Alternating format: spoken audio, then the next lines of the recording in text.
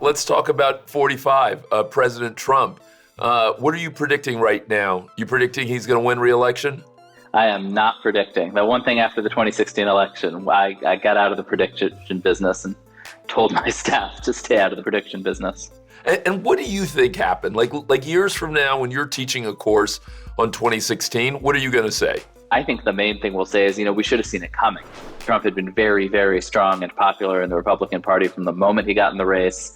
And then enduringly strong, against Hillary Clinton when people kept writing him off. And I think we were just sort of blinded, by which I mean sort of elite journalists who were used to this situation didn't really get how deeply disliked Hillary Clinton was, how when either Bernie Sanders supporters or Donald Trump were painting her as this kind of symbol of a corrupt elite, that a lot of Americans really, really bought that and really see her that way.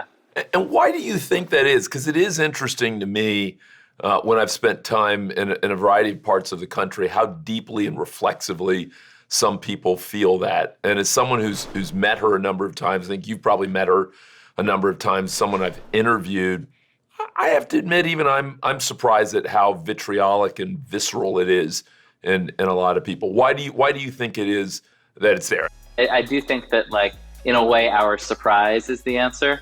That, there was this real gap between what the sort of elite conversation was and how, and this just sort of brewing anger and sense of alienation among, lots of different groups of people. I think white working people in the Rust Belt, but I just think lots and lots of different groups felt just so alienated from the broader elite and the elite narrative, and that she sort of embodied that.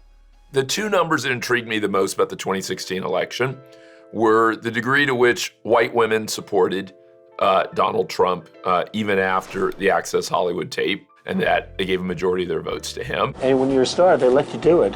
You can do anything. Whatever you want. Grab them by the And the fact that more than 1 out of 4 Latinos gave their vote to the president, given everything that was said. And so clearly that was not just Cubans in South Florida, but it obviously required a broader set of people to give him that level of support. And so I think they're just really interesting gender dynamics. I feel like the dislike, it's not just elite surprise, but I think it's a little, I feel like it's a little irrational. Oh, yeah. There's definitely a huge sort of current of sexism there and impossible to disentangle, I think, from the sort of how passionately people hated her. But, people hated Bill Clinton really passionately in the 90s. I think Democrats had kind of forgotten that there was this massive sort of infrastructure of hating Bill Clinton and believing he had Vince Foster killed and all this stuff that kind of transferred to Hillary. I think it's complicated. I think there's a lot of things going on. I feel like there's been this urge from the media to say, well, people were tricked into supporting Trump and they didn't really understand things about Hillary and things about Trump. And maybe that's partly true, but I also think he was saying fairly straightforward things and we were overthinking it sometimes. Hey, tune into the Carlos Watson Show. It's like no other. You're going to enjoy it every weekday on YouTube.